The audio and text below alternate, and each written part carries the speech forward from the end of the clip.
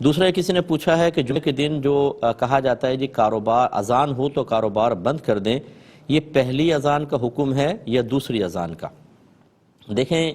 زمانہ نبوی صلی اللہ علیہ وسلم میں اور اس کے بعد پھر صدیق اکبر، پھر حضرت عمر فاروق رضی اللہ تعالی عنہما کے زمانے میں یہ حکم دوسری اذان کے ساتھ ہی خاص تھا، کیونکہ اس 3 ادوار میں پہلی اذان تھی ہی نہیں۔ حضرت عثمان غنی رضی اللہ تعالی عنہ نے جب اپنے زمانے میں مدینے کی وسعت کو دیکھا اور لوگ بہت دور تک چلے گئے، اور پھر جب اذان دوسری ہوتی جس کے فوراً بعد خطبہ تھا تو لوگ دیر سے آتے اور جمعے کا مسئلہ ہوتا، تو اس لیے آپ نے پہلی اذان کو ایجاد کیا اور بازار کے قریب ایک مقام زورا تھا، وہاں پہ مؤذن مقرر کیا جس نے پہلی اذان دی، اور اس کے بعد پھر آپ نے حکم دیا کہ لوگ جلدی کاروبار بند کریں، یہاں آئیں۔ بعد میں جو فقہا تھے انہوں نے جو اللہ تعالیٰ کا یہ حکم تھا کہ جب اذان دی جائے جمعے کے لیے تو کاروبار بند کر دو، اس کو پہلی اذان کے ساتھ خاص کر دیا تاکہ جو حکمت حضرت عثمان غنی رضی اللہ تعالی عنہ کے پیش نظر تھی وہ حکمت حاصل ہو۔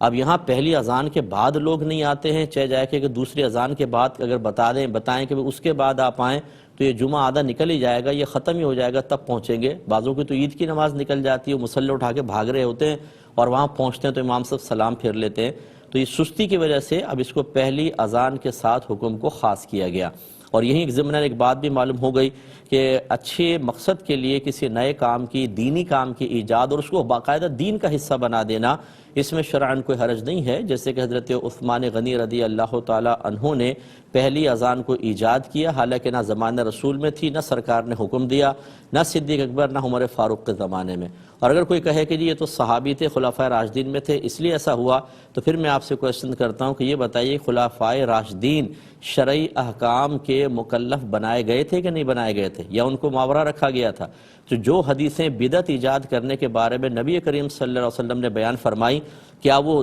اس کے مکلف خلفائے راشدین نہیں تھے، بعد والے لوگ تھے؟ اس کا مطلب یہ ہوا کہ ان کے لیے بھی یہی حکم تھا کہ دین میں کوئی نیا کام ایجاد نہ کریں۔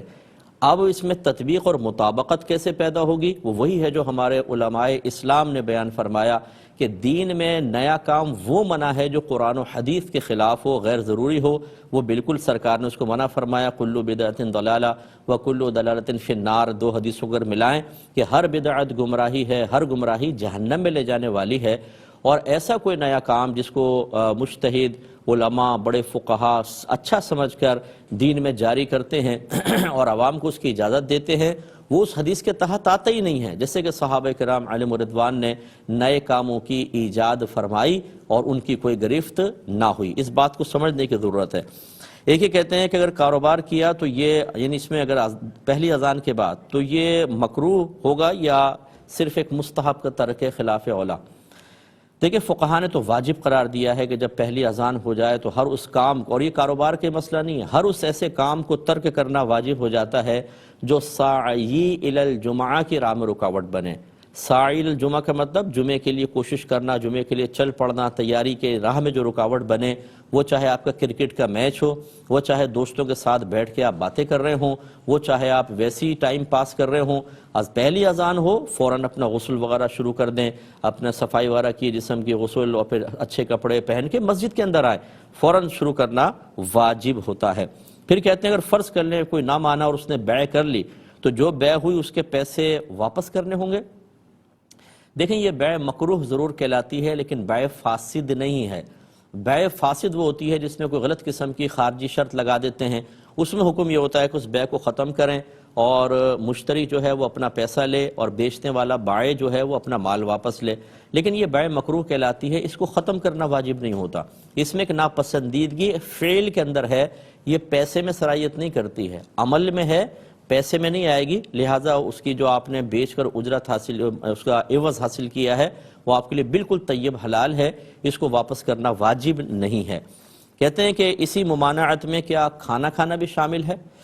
یہ ایک الگ چیز آپ نے پوچھی ہے، کھانا کھانا اس میں شامل نہیں ہے کیونکہ اس کا استثناء خود نبی کریم صلی اللہ علیہ وسلم نے ارشاد فرمایا۔ خیر اب اس کو سمجھ لیں، دیکھیں 5 نمازیں جو ہیں ان کی جماعت واجب ہوتی ہے اور جمعے کی جماعت فرض ہوتی ہے۔ اگر آدمی کو جماعت کے ٹائم میں شدید کھانے کی حاجت ہو تو خود یہ حدیث میں موجود ہے کہ پہلے انسان کھانا کھائے اس کے بعد جماعت کے لیے جائے۔ تو لہٰذا بعض صحابہ سے ثابت ہے کہ وہ کھانا کھا رہے ہوتے تھے اور وہاں جماعت کھڑی ہو جاتی تھی، لیکن یہ 5 نمازوں میں ہو سکتا ہے کیونکہ اس کی جماعت واجب ہے، چھٹ بھی گئی جماعت تو آپ نماز پڑھ سکتے ہیں، جبکہ جمعہ صرف جماعت سے ہو سکتا ہے، اس کے علاوہ نہیں ہو سکتا۔ لہٰذا جمعے کے ٹائم میں جیسے ہی ایسا ہو، اگر آپ جلدی جلدی کھا کر پہنچ سکتے ہوں تو بہت اچھا، چلیں کھا لیں تاکہ آپ خالی پیٹ بھی نماز نہ پڑھیں ورنہ خشوع و خضوع نہیں رہے گا۔ لیکن اگر ایسا ہو کہ آپ کے اس کھانا کھانے میں جمعے کی نماز ہی نکل جائے گی یا جماعت ترک ہو جائے گی تو پھر آپ چلتے چلتے ایک آدھ لقمہ لیں اور جا کے پہلے نماز پڑھیں، بعد میں آ کر کھائیں۔